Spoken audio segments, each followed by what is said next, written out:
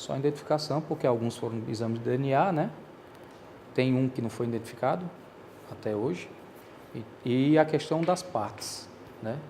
Porque, num certo momento, as partes elas estão conservadas, mas elas começam a perder algumas características e não tem mais como atribuir, só com o exame de DNA mesmo. Então, essa foi a principal dificuldade, você não conseguir entregar os corpos por completo, muitas vezes, né? Você conseguir só entregar partes de corpos, infelizmente. É porque aí foi a complexidade. Porque se eu não posso atribuir várias partes a um indivíduo, eu tenho que fazer o exame de DNA desse indivíduo, dos seus familiares e de todas as partes. Quando eu faço o exame de todas as partes, é que eu vou poder comparar com o exame de DNA dos corpos e depois com o dos familiares.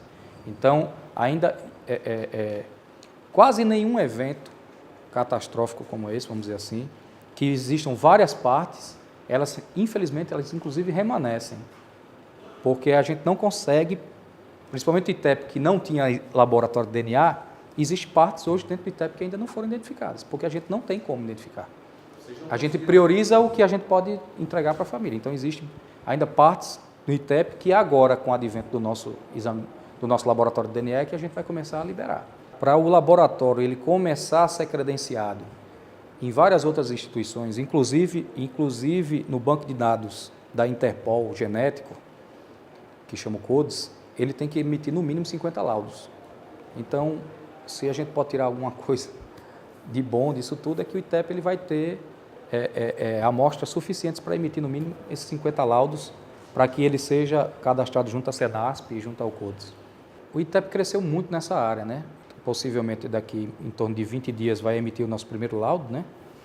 E eu acho que essas partes elas vão ser priorizadas justamente por aquilo que eu disse a você. A gente precisa emitir 50 laudos para poder se cadastrar aí nos diversos bancos de dados.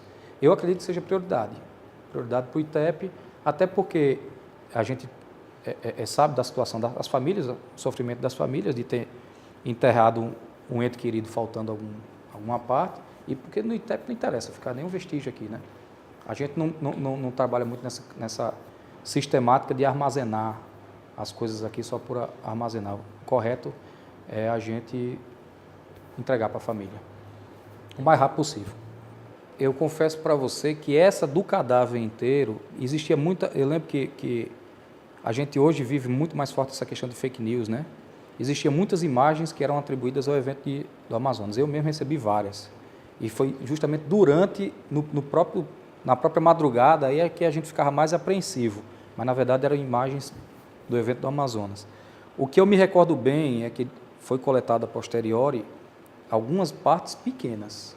Pés, mãos, foram achados depois do nosso recolhimento. Essa parte eu não me recordo, não. Eu acredito que não tenha havido, não. Eu consegui... eu colecionei alguns inimigos pessoais, amigos meus, que tive que falar duramente com eles, porque em nenhum momento o governo do Estado, em nenhum momento o secretário de Segurança, o secretário da SEJUC, o diretor do ITEP, em nenhum momento alguém me disse para omitir o número de mortos. Os números oficiais, institucionalizados, são 26. E muita gente dizendo, não, o governo quer... Só que eu disse, pessoal, se vocês não querem dar credibilidade a quem quer que seja, dê credibilidade à minha pessoa. Eu jamais, se fosse para dar um número que não correspondesse à realidade, eu seria através de outra pessoa. Por mim, não, são 26. Como a gente vistoriou toda a área do presídio, como a gente sabe que o presídio ele era constituído principalmente por areia fofa, e depois de uma semana a gente consegue concluir que não tinha mais. Por quê? Porque existem animais silvestres que poderiam ter escavado e encontrado esses corpos. Aves que se alimentam de restos mortais putrefeitos, elas teriam encontrado também esses corpos. Houve a busca incessante do BOP, houve a busca do ITEP, houve a busca da delegacia, houve a busca da SEJUC. Eu não acredito. E eu afirmo para vocês que o número é esse, porque é só você cotejar com a quantidade de famílias interessadas em receber os corpos? Exatamente 26 famílias. Então chegou um momento que no meu entendimento, houve muita fuga, né? Essa é uma tese que eu defendi por muito tempo. Houve muita fuga e os familiares não conseguiam identificar que isso era uma fuga, então eles pensavam que estava todo mundo morto. Mas quando fizeram a contagem, que disseram cento e tantos, eu não lembro quantos, eu sei que eram mais de 100 estavam desaparecidos, aí ficou todo mundo vinculado a esse número em relação aos mortos, mas na verdade não. Na verdade só os 26. Aí eu sempre defendi a tese que o resto, pelo próprio descontrole que havia na Sejuc, né, da massa carcerária, a contagem diagnosticou que tinham 100 ausentes, mas a maioria tinha fugido.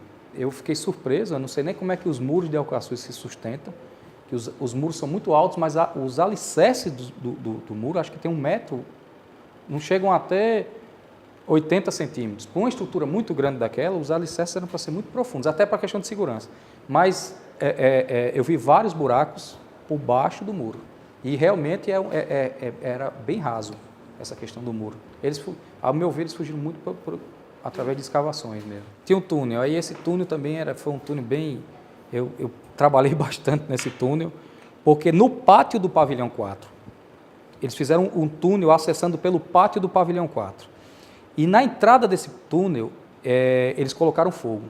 Então as especulações eram o seguinte, mataram, colocaram dentro do pavilhão 4 e botaram fogo. Aí a gente começou a fazer escavações.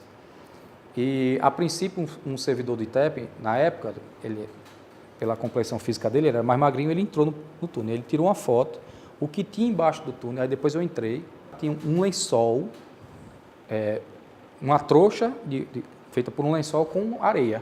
Eles estavam escavando o pavilhão 4 para fugir.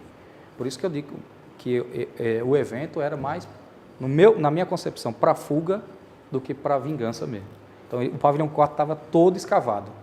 Do início ao fim do pavilhão 4 estava todo escavado. Aí, como era areia fofa, chegou um momento que a gente viu que o túnel cedeu. E eles finalizaram a escavação, mas não tinha corpos lá. Como não tinha corpos na fábrica de bola. Um fato interessante, se me permite dizer, que convalida o que eu afirmo, que existia deliberadamente a intenção de enganar a sociedade, enganar as autoridades pelo fato da fuga, é que toda hora que a gente se deparava com um preso de confiança ou ficava próximo a um preso, ele afirmava que tinha mais gente morta, mais gente enterrada. Então era tipo assim, eles estavam em comum acordo de tentar maquiar, de tentar, não é nem maquiar, de tentar desvincular ou tentar despistar, a palavra é essa, despistar as autoridades em questão da fuga. Por isso que insistiram tanto. Na época, Tadeu, procura esse negócio direito, tem mais gente aí, tem mais gente aí. Não tinha, eles estavam despistando mesmo. Como eu disse, na fábrica de bolas, a temperatura não tinha como carbonizar, no pavilhão 4 não tinha, na outra fogueira só tinham 2 corpos, né? Tinha uma fogueira que eles mataram mesmo, queimado, só tinham 2 corpos. Essa fogueira aí morreu uns 50. Aí depois a perícia vai fazer, o trabalho pericial ele vai convalidar todo esse pensamento. 25 foram entregues e um está no cemitério, porque o procedimento do ITEP, que é o procedimento adotado em quase todos os necrotérios, é que se um cadáver ele não é identificado e não é reclamado, não tem como o ITEP sustentá-lo aqui. Aí qual é a providência a ser tomada? Ele é recolhido o material genético dele, catalogado todas as suas digitais e isso fica no nosso banco de dados. Caso um dia apareça algum reclamante, a gente vai fazer essas comparações, ou genética ou biométrica, né? Então, e qual é o procedimento? Depois de 10 dias, o corpo não reclamado e não identificado é de atribuição do cemitério público, que é a atribuição do município, enterrá-lo. Aí ele fica lá, a cova registrada, a família, se um dia acontecer da gente encontrar o familiar, o seu ente querido está já nesse cemitério, e aí fica a providência do próprio familiar. Aqui no município de Natal, no cemitério público. Bom Pastor? Eu acho que foi Bom Pastor, também você me pegou. E esse cadáver até hoje não apareceu ninguém reclamando? Não, por incrível que pareça. Que eu acho que pode ser atribuído até para a questão do cadastro, da falha do cadastro da época do presídio, né? Pode ser que não tinha nem como contactar famílias. Eu acho até o controle de entrada e saída dos presos na época era bem prejudicado mesmo, né? Eu não sei se o projeto, à época, atendia os padrões de um presídio, mas o Estado ele tem que ter a expertise de fazer um projeto que, ao longo dos anos, ele esteja contento. Ao meu ver, a concepção de Alcaçuz, tanto pela disposição dos pavilhões, como o próprio, onde ele foi estabelecido, que nas dunas, caracteriza a omissão do Estado desde a sua concepção. Como você disse, a gente não pontua governos, vamos dizer assim, mas todos até o evento têm sua parcela de culpa. Alguns mais, outros menos. Muitos, ou quase todos, fecharam os olhos para Alcaçuz. Fecharam os olhos. A gente via que realmente era um abandono, um descaso, muito mais do que a gente vê em outras áreas. Porque a gente que é agente da segurança pública e que gosta de ler um pouco desse assunto, a gente sabe que a problemática da segurança pública passa por problemas sociais, mas também por problemas estruturais. E um dos principais problemas estruturais da segurança pública é a condição dos presídios, que isso tem que ser analisado a nível nacional. Se o Estado brasileiro não vai poder continuar falhando, o Estado brasileiro não vai ter. O Estado do Rio Grande do Norte falhou, mas o Estado brasileiro falhou também. Até porque, se o Executivo é responsável por isso, quem demanda o Executivo é o Judiciário, quem cria as leis é o Legislativo, quem fiscaliza os presídios é o CNJ. Então, todo mundo tem uma parcela de culpa. Talvez alguém que foi visitar um ente querido e viu a precariedade, que também não se manifestou, tem culpa. A sociedade brasileira, o Estado brasileiro tem uma parcela enorme de culpa e tem que rever isso para ontem. Não tem como ter discussão de reforma do sistema de segurança pública sem passar pelos presídios. A gente não pode aceitar um país que tem, nas nossas condições, com toda a precariedade, mas nós temos, de certa forma, recursos para isso. A gente não pode mais passar por esse tipo de evento. A gente não pode passar por invasão em presídio federal, a gente não pode. A gente não pode perder a guerra para o tráfico, para o crime organizado. Então, o Estado tem que rever isso para ontem, né, em vários aspectos, mas principalmente estrutural, porque a gente está entregando pais e mães de família para um sistema viciado e que recruta as pessoas para o crime organizado. Ela não tem muita opção, não, né? Às vezes a pessoa pode até dizer assim, não, mas ela fez a opção pela ruptura com a sociedade, quando ela incide aí no ilícito. Mas todo mundo está sujeito a isso. Eu acredito que todo mundo pode ter um momento de fraqueza. Então, o Estado não pode colocar a culpa nas pessoas que cometeram o ilícito. O Estado é o responsável pelo controle da sociedade.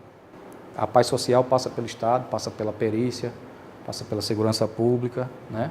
Então, o Estado do Rio Grande do Norte foi omisso e o Estado brasileiro e a sociedade foram omissas também.